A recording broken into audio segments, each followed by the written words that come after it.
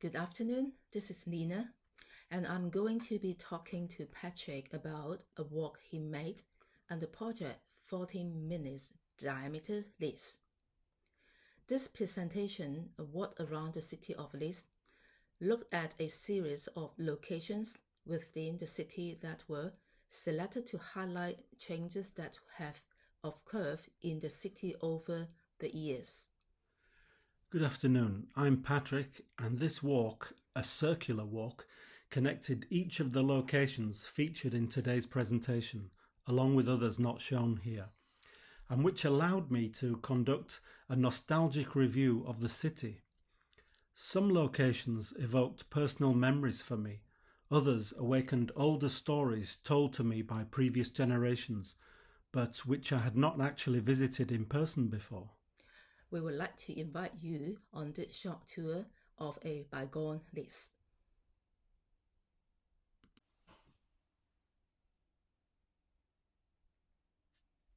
Patrick, could you explain how the image on the right of this slide was created? Sure. As part of the 4th World Congress of Psychogeography 2022, Matilda Guerin presented her project Walking Webs, inviting willing participants to create a web in their own city by walking due north, south, east and west from a chosen central point. Along each of these axes, a photograph was to be taken after walking 10 minutes and 20 minutes respectively. After participating, my walking web, created in Leeds, can be seen here, with the central starting point located on Briggate at the junction with Leeds' oldest street, Kergate, and the blue and white dots representing how far I had walked along each of the 4 axes. The photographs I took at each point, including the starting point, can also be seen, overlaid on the map. Once completed, the web offered the possibility of a large variety of walks, connecting the pinpointed locations in whichever order was desirable. I was sure even then that I would use this map to create walks, but wasn't sure when. Knowing how long it takes to reach each of these locations, it helps to estimate the size of the city centre. Yes, I was interested in measuring the city with time instead of distance.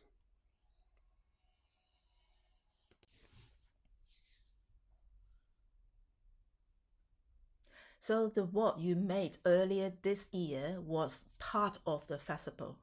So could you tell us more about that? Well, on 23rd of February every year, the Terminalia Festival invites participants to experience and investigate boundaries and perimeters, named in honour of the Roman god Terminus. And this year, the festival presented an ideal opportunity to circumnavigate the city, connecting all the locations that had been reached after walking for 20 minutes from the centre. I deliberately chose this outer route as it meant I could spend longer walking. So which direction did you take and why? Well, as the walk was essentially an update to my existing and quite patchy knowledge of my hometown after living for so many years overseas, I figured that it would make sense to walk clockwise. I was not trying to go back in time, I was trying to bring my understanding of the city up to date. Okay, although this is a circular walk, the route doesn't appear to be circular on this map. Could you tell us something about that? You're right, it didn't turn out to be strictly circular. As can be seen from the map on this slide, some of the web creation points ended up geographically further from the centre than others. This is because the 20-minute time limit was strictly adhered to, and some parts of the city feature several road junctions that slowed me down as I walked away from the centre. According to the applied timing, at any point on the walk, it should be possible to reach the opposite side of the route by walking for 40 minutes directly across the city.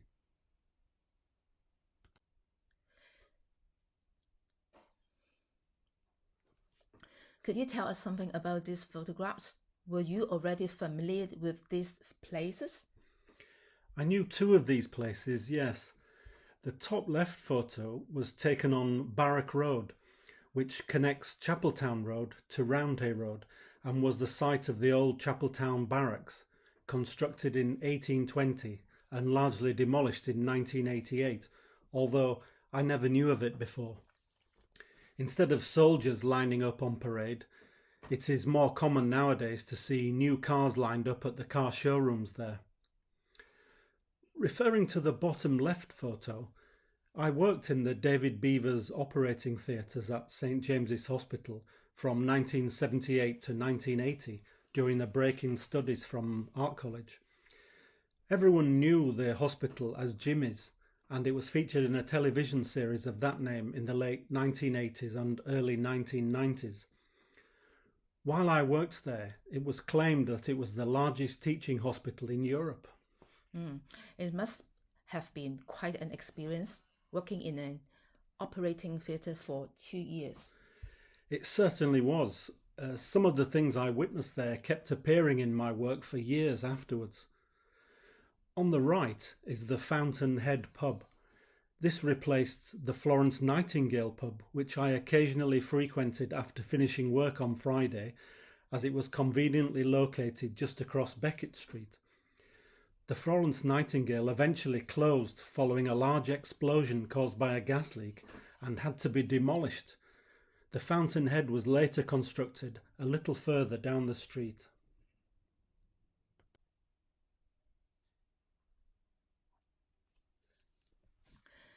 So these two buildings seem to have been converted from their original use. Yes, they have been. On the left-hand side, we have the former Regent Picture House on Torrey Road. It opened in 1916 and was designed by Leeds architect Frank Mitchell. The last film to be screened there was The Bounty Hunters, starring Yul Brynner, and then it closed in 1971. It is currently being used as a bathroom tile showroom. On the right, we have the former Princess Cinema on Pontefract Lane, which opened in 1923 and was designed by Leeds architect J.P. Crawford. The final film shown here before closing in 1965 was Roustabout, starring Elvis Presley. Now called Princess Fisheries, the current main feature is Haddock and Chips. So the center photo shows the river that once flew Leeds. Is that right? Yes, the River Aire, seen here from South Accommodation Road, as it winds its way towards the city centre and where it is joined by the Leeds-Liverpool Canal at the canal's final set of lock gates just behind Leeds railway station at Granary Wharf.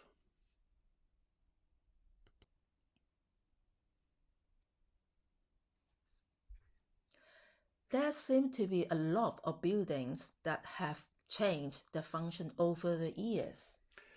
There are, and former is starting to be a familiar prefix to use, and here on the left we have the former headquarters of the Hunslet Engine Company, opened in 1864 in Jack Lane. The building eventually closed in 1995, with the last order being a batch of narrow-gauge diesel locomotives for use on the tunnelling on the Jubilee Line extension of the London Underground. The building on the right doesn't look in a good shape. Well, this is the derelict shell of Ambassador House, ironically, the former home of the Environmental Health Services. I wonder what they would have thought of the building now.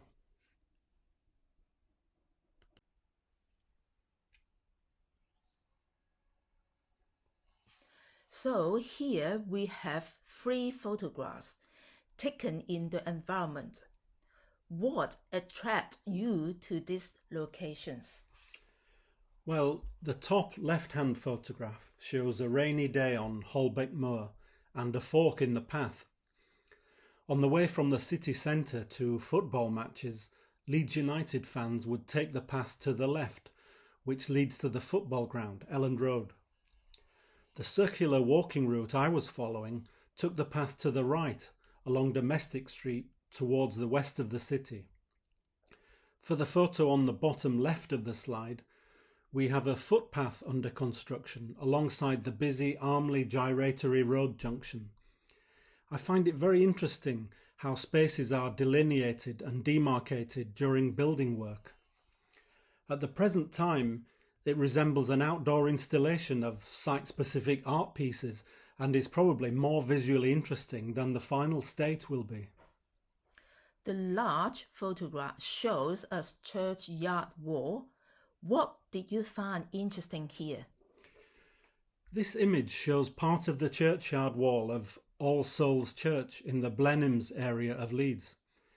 It set me thinking that our knowledge of a place is often constructed from personal experience and stories passed down from previous generations, and we combine these fractured elements into a coherent understanding of that place. Sometimes we also catch glimpses of how the physical world around us changes and fractures as the ground itself moves over time. These changes can happen suddenly, but more often occur over long periods of time, so we hardly notice them taking place.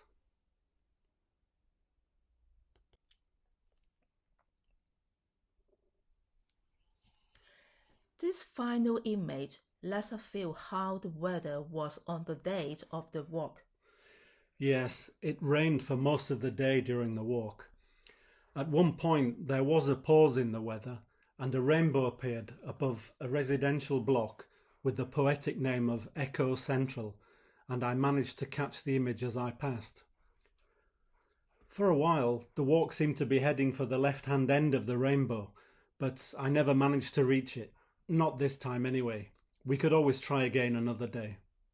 Well, thank you for introducing us to some of the interesting things you saw on your walk. You're most welcome, and thanks to everyone listening to this presentation.